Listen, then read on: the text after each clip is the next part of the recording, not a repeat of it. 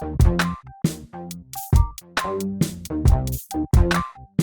here with the Digital Digest, and today I wanted to share a comparison between the Lenovo Legion 5 Pro on the left and the Asus Zephyrus G15 on the right.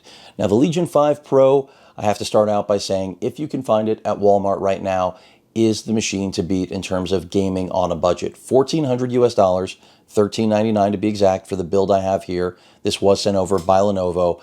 Is simply the most dynamic laptop at its price on earth right now. The G15, on the other hand, $1,850. I purchased it for $1,750 back in February. Still really happy with it, but you'll find out through the course of the review, the comparison, which I think is better. That means pricing aside. First, let's start off with a look and a listen to the display and speakers on each, and then I'll take you through basically everything you need to know. So, here we go.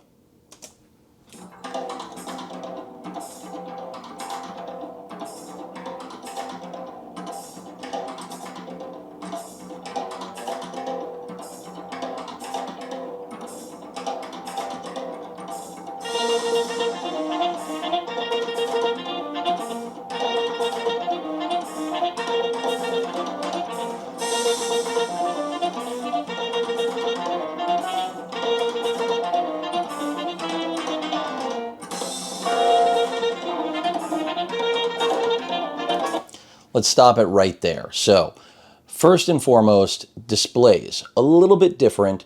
We have a 16-inch, 16 by 10, 165 hertz refresh rate on this 2560 by 1600 resolution display. This is a brand new form factor, as well as, of course, aspect ratio and refresh rate, a brand new piece of tech here in the laptop world. On the G15, we have a slightly lower res and slightly smaller display with a different aspect ratio. This is a 15.6-inch display, also 165 hertz refresh rate, 2560 by 1440 resolution, and again, it is 16 by 9. Both are IPS panels. Brightness is natively higher on the Lenovo. We're talking about almost 500 nits versus a little over 300. Now, how much you're going to be able to tell between the two, hopefully, I'm delivering as good a view as possible, but I have to say they are really close. Personally, I prefer the larger, higher res panel on the Legion 5 Pro, but that doesn't make it necessarily better because I do think that the G15's panel is a little bit more color accurate. So that's the trade-off there. I do also prefer the fact that the Legion 5 Pro has a little bit more of a modern design. That is the bezel, the screen-to-body ratio, whereas, of course, with the G15, we have a pretty big chin there with the Zephyrus branding. But now let's take a listen specifically to the speakers. I'll start with the Lenovo.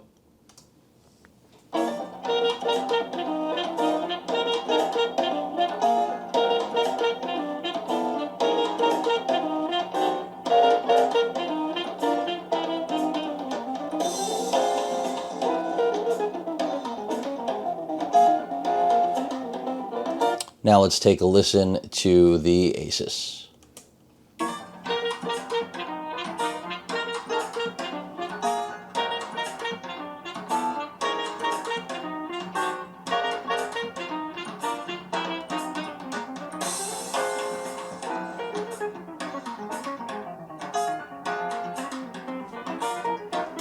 So what I can tell you, if you weren't able to perceive it from the sample that you just got, both visually, we discussed the obvious advantages, disadvantages to each panel, but from the speakers, the Legion 5 Pro is inferior.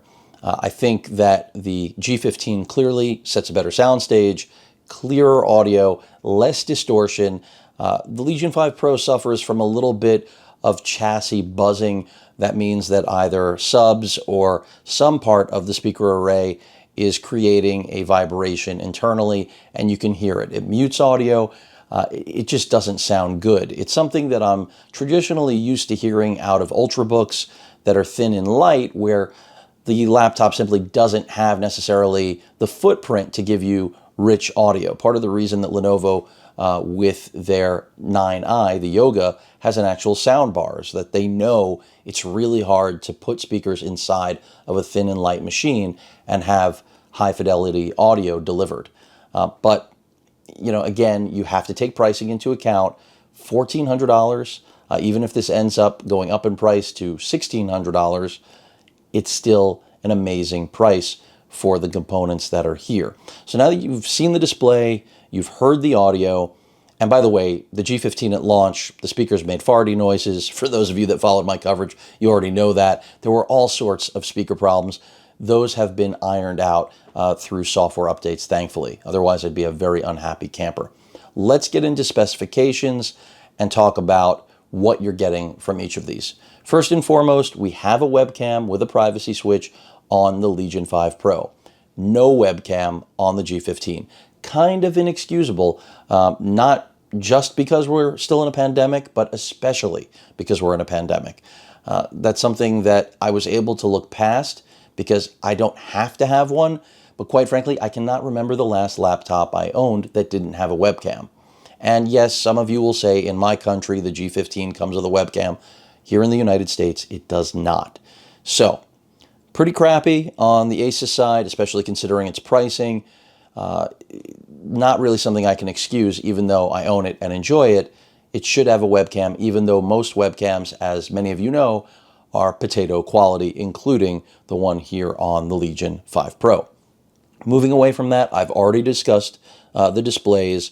I prefer the display on the left, but I'm still very happy with the one on the right. And part of that is because the G15 is significantly lighter than the Legion 5 Pro. We're talking about a little over a pound difference. So this is a little over 4 pounds, a little over 5. And when it comes to a gaming and content creation machine, I am not necessarily looking for thin and light, but the fact that we actually have this sort of capability in such a thin and light chassis is amazing. Now, processors, Ryzen 7 5800, Ryzen 9 5900, both are really good chips. They're new for 2021, 8 cores on each, completely competent, and really, whether you're video editing, photo editing, playing games, whatever it may be, they are not going to skip a beat. This is part of the reason AMD is thriving right now. And for the first time, Intel is on their toes and at least trying to get off of their hands, if you follow the expressions, hopefully. Now, beyond the processor, we have, of course, as I mentioned, 16 gigs of RAM in each.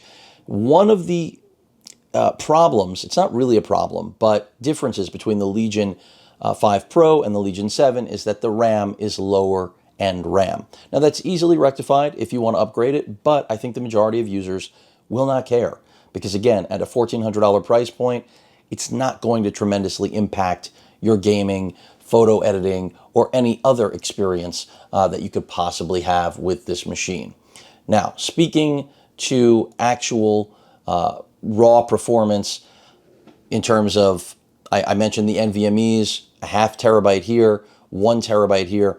They both are incredibly competent, and also they're drives you won't have to replace. I do think a 0.5 terabyte in the Legion 5 Pro is a very small SSD here in 2021, but again, the price point on this configuration is unbeatable. Now, if in your country you're seeing $2,000 for this, I'd take a step back because then it's beatable. And you're looking at one of the machines that can beat it if we're going to somehow make the Legion 5 Pro more expensive. But as long as it's at that $1,400 price point, it's just amazing. And of course, G-Sync on the display. I forgot to mention that.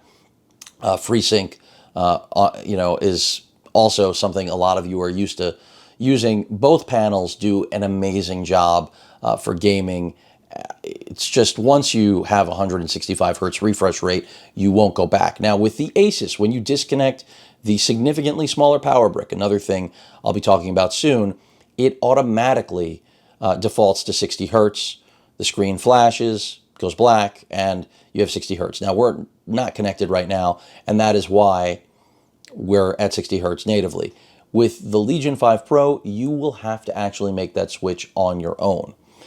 Part of the reason I mention this is battery life.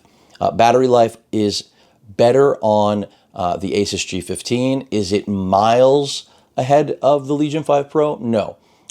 With the GPU disabled, which you can do in the Armory Crate, Asus's software suite for this, so essentially cutting power to the RTX 3070, you can get Ultrabook-esque life out of this thing, like over 8 hours. Now, I've seen people say they get 12 hours. I have never done that. I don't know what kind of magic or sorcery they have, their powers to create extra power, but if they can do it, God bless them. The Legion 5 Pro is not going to deliver that sort of overall capability when it comes to battery life. You're looking more at along 6 hours, maybe 7, depending on where you keep that screen brightness. Again, everything is maxed out here, 100%, 100%. Just to give you a reference point, let's go ahead and take that down. Excuse me.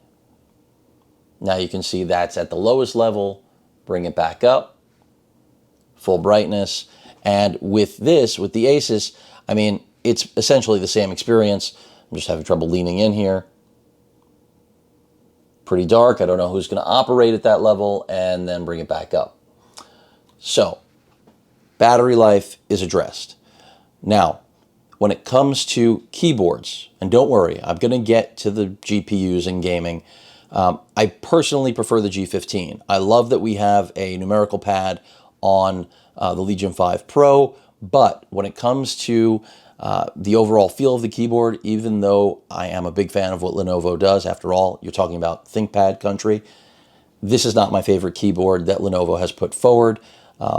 However, again, I come back to price. At $1,400, I would never complain about it. We have Zone RGB, not per key, just like Zone RGB lighting on this keyboard. I have it set to static blue. That's my personal preference. I'm not a big fan of even Zone, let alone per key. So if that's something that concerns you, be aware of it now. Another thing to know is the Asus keyboard clearly does not have a numerical pad. Slightly larger trackpad, which I do prefer. It is glass. This one is plastic. And speaking of that, both of these are predominantly plastic in overall build quality. Now, that's part of the way this is only a little over 4 pounds. And here, that's part of the way that Lenovo made this such a budget-friendly machine.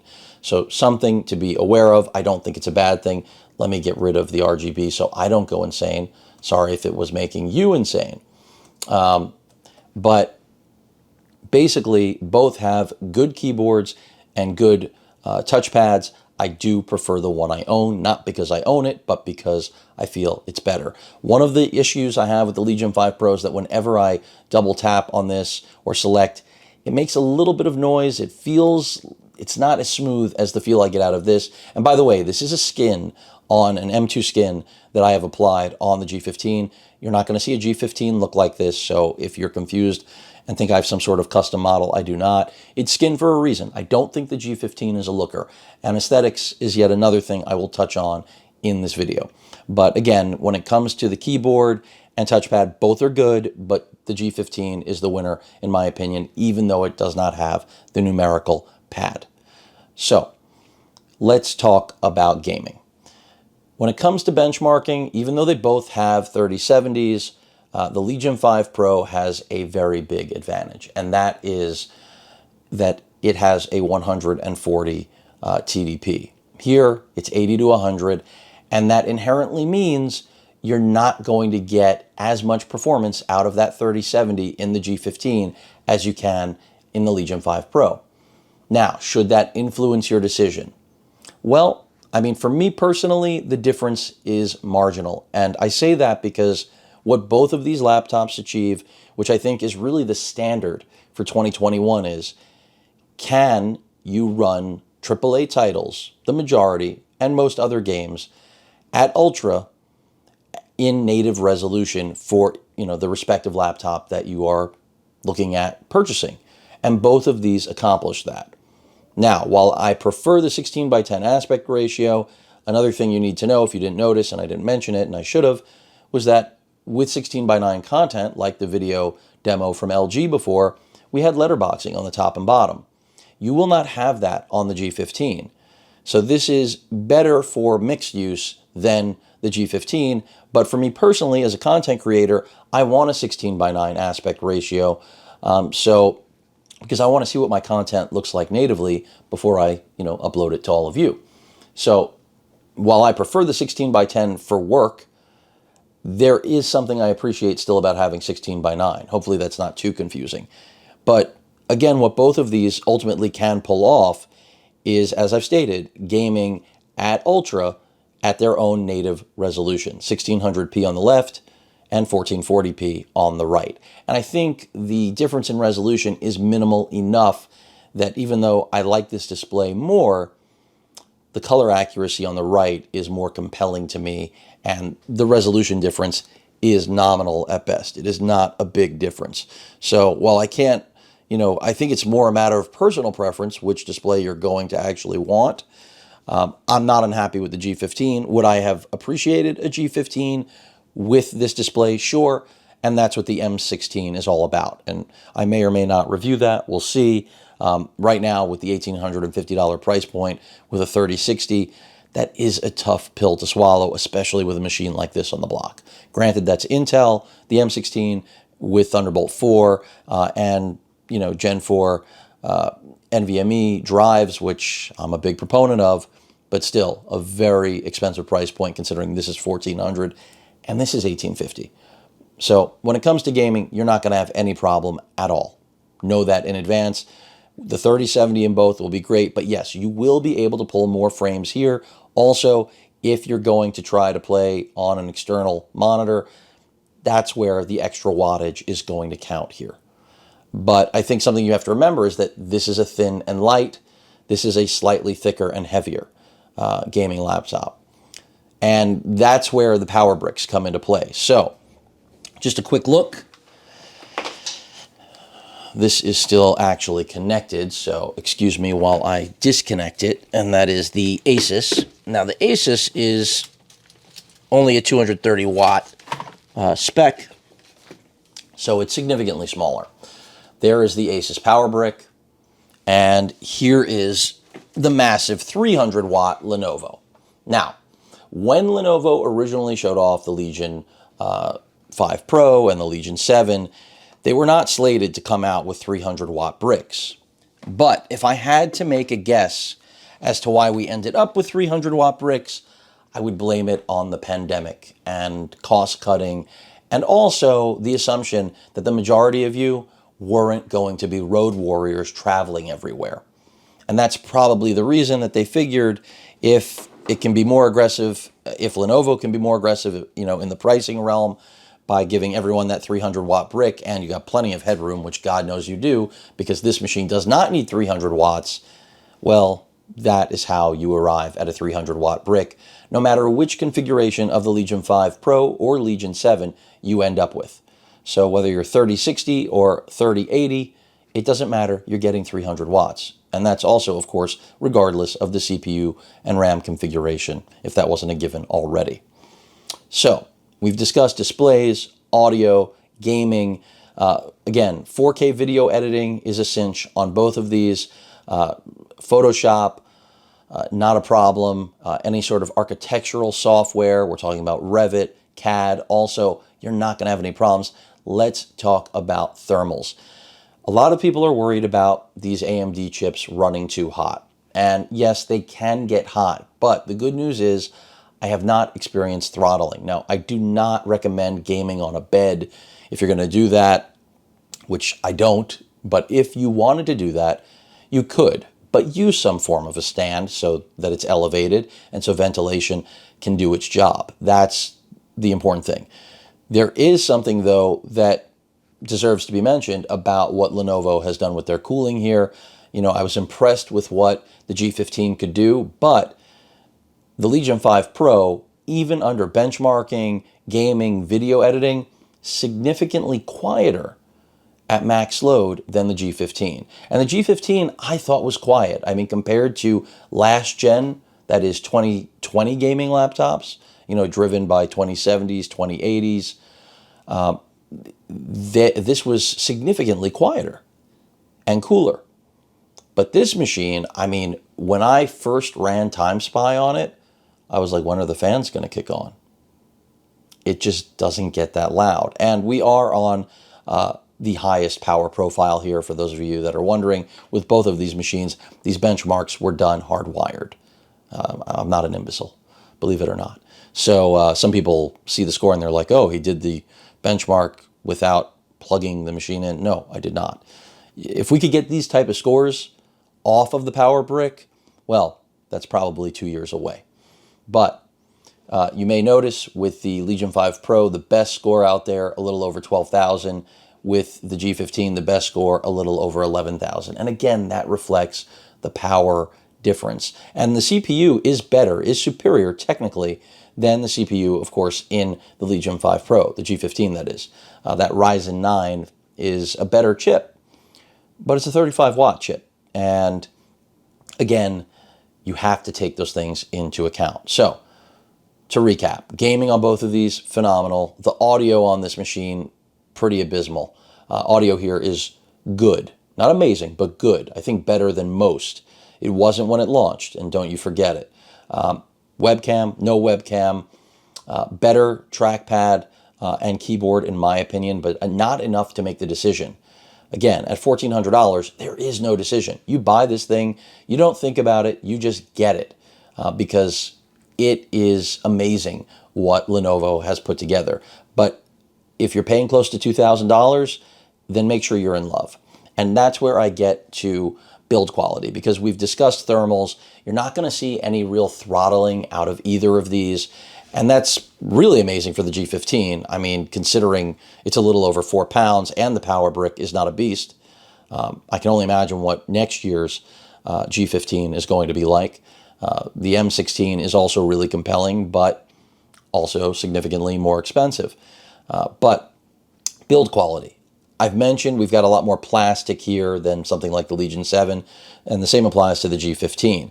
Neither feels like it is an incredibly solid build, but the fact that the Legion 5 Pro is heavier, I think does lend itself to feeling more solid. And there is some magnesium alloy or aluminum in each of these, don't get me wrong. But, for example, the deck here is totally plastic. You feel the heat.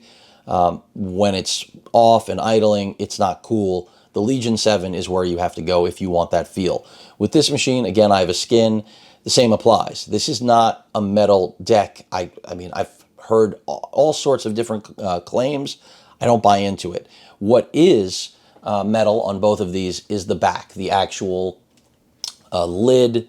Now, I do have a skin on this, so forgive me for that. But you do actually have at least metal here. In terms of screen wobble, we'll see how guilty both of them are.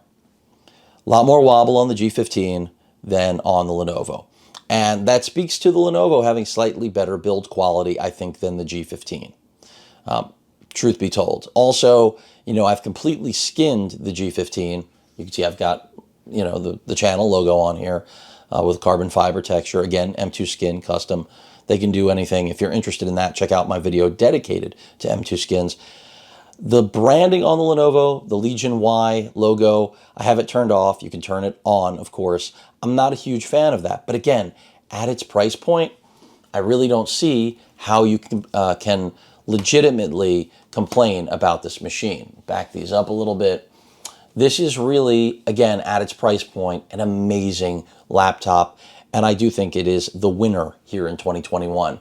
Solid battery life, I/O that pretty much covers all the bases. No SD card reader. Some people wonder why I mention that. It's because I actually want to have an SD card reader, each to his or her own, but I expect to have an SD card reader on a computer.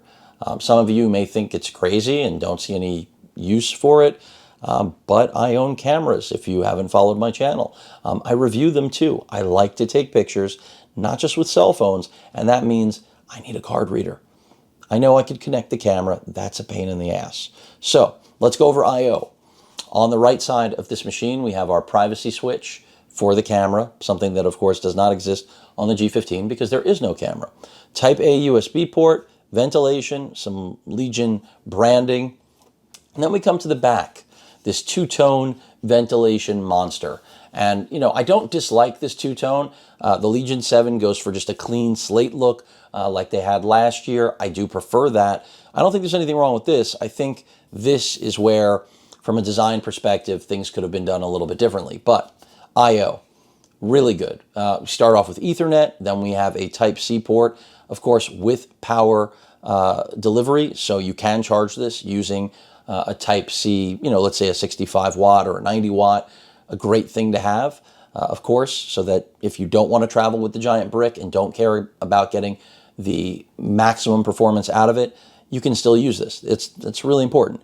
Two Type-A ports, HDMI 2.1, something you will not find on the Asus G15, and then another Type-A port and the proprietary port for charging. On the left side of the machine, another Type-C port, and of course, headphone microphone combo jack. The bottom, fairly straightforward, ventilation, screws, rubber feet. Again, you can upgrade that RAM on your own. 2 NVMe slots under the hood, so you can upgrade those as well. The G15 also has 2 NVMe slots. You can check out my upgrade tutorial. I've done a few teardowns of that because of having different issues. I have not tested how large an NVMe drive this can support. I may do that if everyone out there is really that interested. The bottom feels like plastic, but look, again, I wouldn't get too hung up on build quality. It is a solid laptop, and at $1,400, I think the biggest concern, considering you already know it's got a great display, great I/O, and great overall performance, is really just cosmetic. Are you really that disturbed by the Legion Y logo with, being lit up? Again, I turned it off.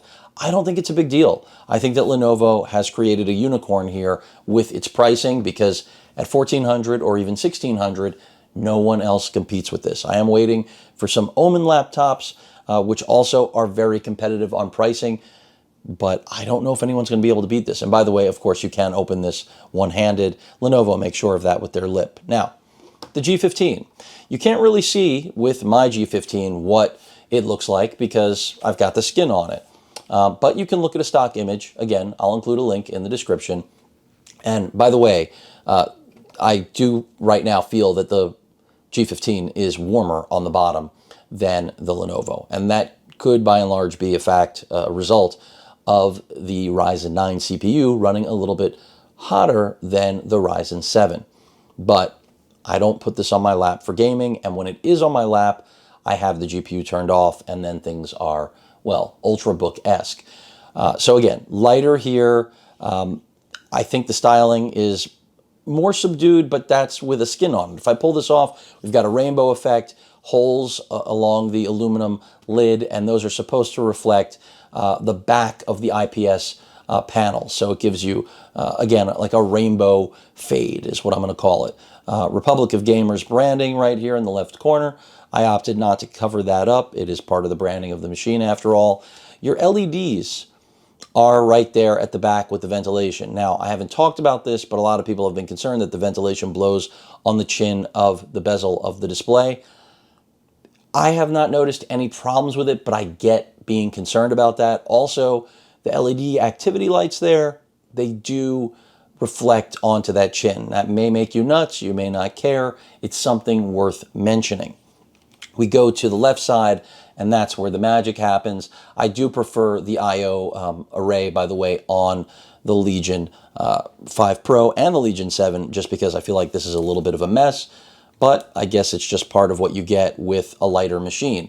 So the power port, by the way, I did not mention both of these are rapid charging. A little over an hour gets you completely charged up, which is yet another thing I love about laptops in 2021.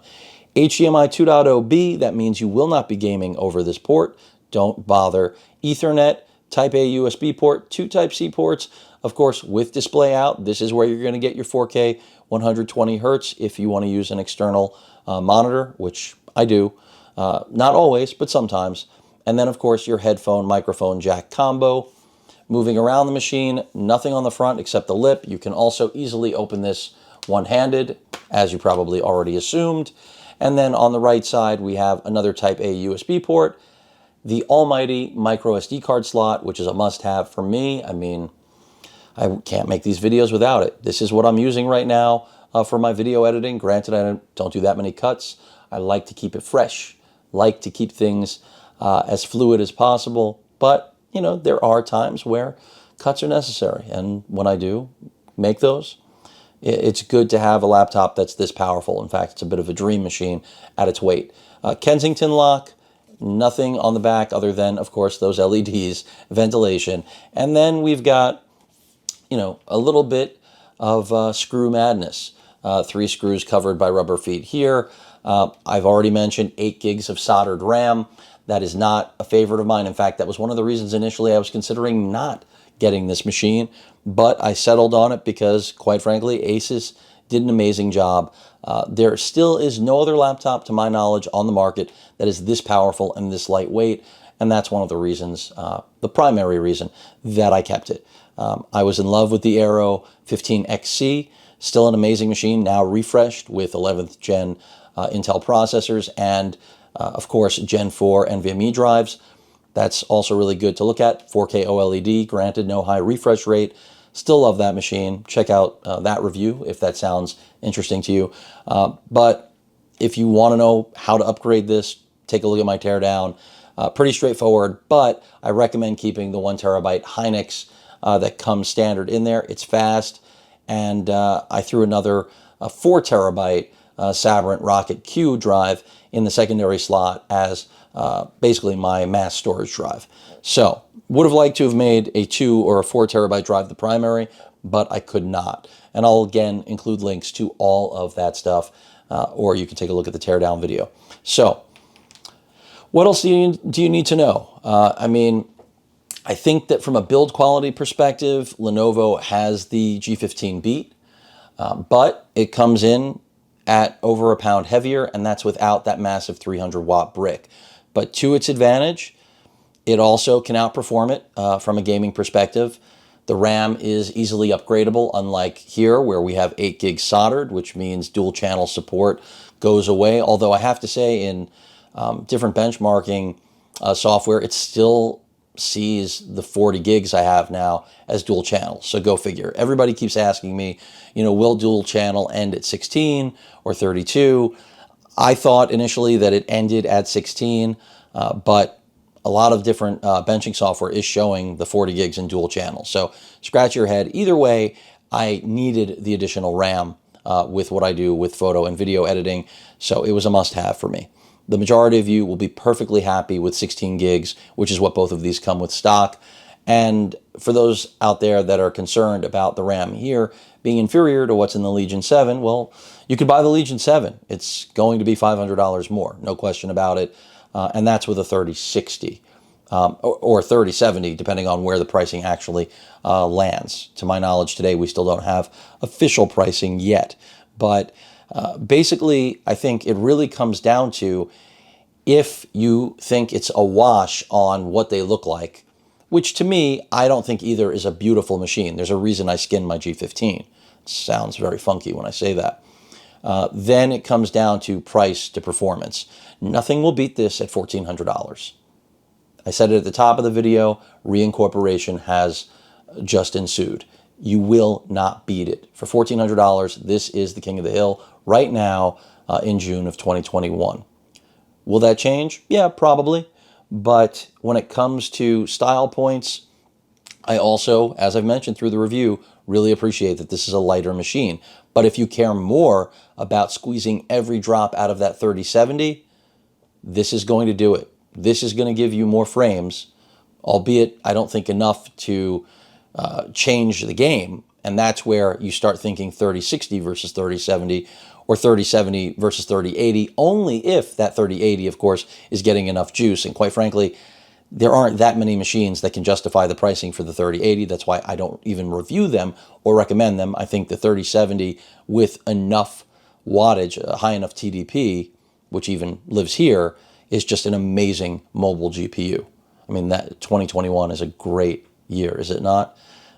Gaming desktop performance in laptops that are portable, even though portability isn't the word of the year with a pandemic still in tow. So design a little bit uglier here, But again, build quality, overall performance. I think the hinge is good, by the way. Anyone that was wondering about that, I mean, I'm not noticing anything, but I think Lenovo did a really solid job with the Legion 5 Pro. And of course, credit still goes to Asus. I mean, the G15 is still permanently sold out, but I think once people realize Walmart is selling this for $1,400, and if the price goes up to $1,560, because I've seen two different prices, I still think this is going to become permanently sold out. Because unless you are an Asus fanboy or girl, which I am neither, then there's no reason to have an allegiance to one brand over the other. It's all about getting what you want, and then, how much does price to performance really matter? Both are great machines. You cannot go wrong with either one of them. But as I've said, ultimately, the pricing here makes this thing pretty much bulletproof. Even if you think it's hideous, I'm sure skins will come around. You can keep the Y turned off. I don't think, so one question I always pose is, if you were to go into a business meeting, clearly for my teenage audience, I don't know how many are out there, and I'm not trying to figure that out, but the kiddies, this doesn't really apply to you, obviously. But even if you're in college or in a work environment, if you were to bring this into a meeting, would you be embarrassed that your machine looks like a toy rather than a computer? It's tough to say. I would say that even with the Y, this is less embarrassing than the Asus. And some of you will be shocked by that, but the Asus has a rainbow on it. I have nothing against rainbows. They're cool, but I mean natural ones that you see in nature. I'm not a huge fan of that rainbow, and that's why it's covered. If I thought that this, was a sharp-looking machine on its own, I wouldn't have a skin on it. So I actually think that even with the Y, this is the more meeting, business, non-gaming-esque visual aesthetic than what the G15 has. Many of you will disagree with that. Those are my feelings. But again, I think this is going to come down to pricing and availability, most importantly. Can you get your hands on either one of them? And I think it's going to be tough.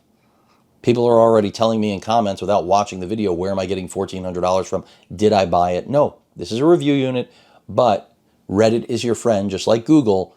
$1,400 is what Walmart is selling it for. And if I didn't own the G15, I would buy this in a heartbeat if I could find it, because it's just amazing what you can get for $1,400 in 2021. And as I've said over and over again, the price will probably go up. And when it does, it'll still be a bargain as long as it undercuts all of the other manufacturers. If it becomes the same price as the G15, well, then you really got to love it, right? And I personally do like the Legion 7 more than the Legion 5 Pro, but can I make an argument for a machine that's going to be, $400 or $500 more for the exact same internals in a different packaging that is more premium feeling? No. And one thing I didn't point out that I like about the 5 Pro and Legion 7 is that besides the fact that the I/O is at the back where it belongs, these all, they light up when they're in use. I'm a big fan of that on the Legion 7 specifically, with how clean it is. But again, just the I/O being back here, I still think this is the more, normal looking laptop of the two. But no SD card reader is still, for me personally, doesn't scratch it off the list, but I'd rather have that than a webcam. And I think that's reflected by my ownership of the Zephyrus G15. But that rounds it out. Can't go wrong with either of these machines. They are still the unicorns of the industry here in 2021. Any questions or comments, please feel free to post them. Hit that like button. And as usual, please feel free to subscribe, and please stay safe. Later.